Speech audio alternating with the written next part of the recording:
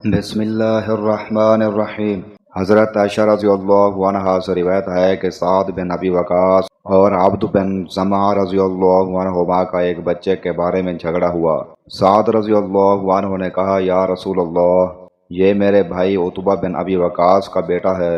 اس نے وصیت کی تھی کہ یہ اب اس کا بیٹا ہے۔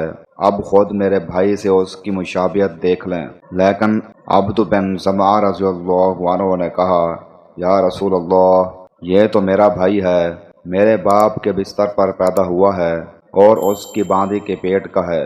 ان حضرت صلی اللہ علیہ وآلہ وسلم نے بچے کی صورت دیکھی تو صاف عتبہ سے ملتی تھی، لیکن آپ صلی اللہ علیہ وآلہ وسلم نے یہی فرمایا کہ اے عبد، یہ بچہ تیرے ہی ساتھ رہے گا، کیونکہ بچہ فراش کے تابع ہوتا ہے اور زانی کے حصے میں صرف پتھر ہے۔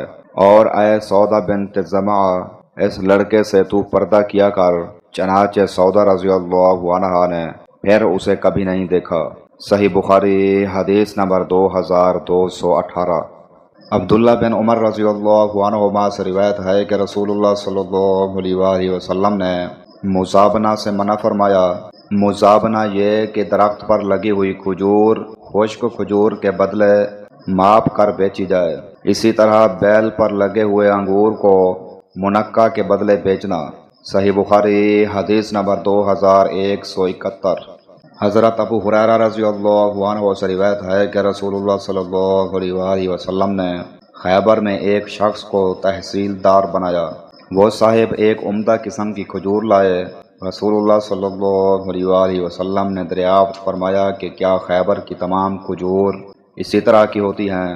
انہوں نے جواب دیا کہ نہیں، خدا کی قسم یا رسول اللہ، ہم تو اسی طرح ایک سا کھجور اس سے گھٹیا کھجوروں کے 2 سا دے کر خریدتے ہیں اور 2 سا 3 سا کے بدلے میں لیتے ہیں۔ آپ صلی اللہ علیہ وآلہ وسلم نے فرمایا کہ ایسا نہ کرو، البتہ گھٹیا کھجور کو پہلے بیچ کر ان پیسوں سے اچھی قسم کی کھجور خرید سکتے ہو۔ صحیح بخاری حدیث نمبر 2201۔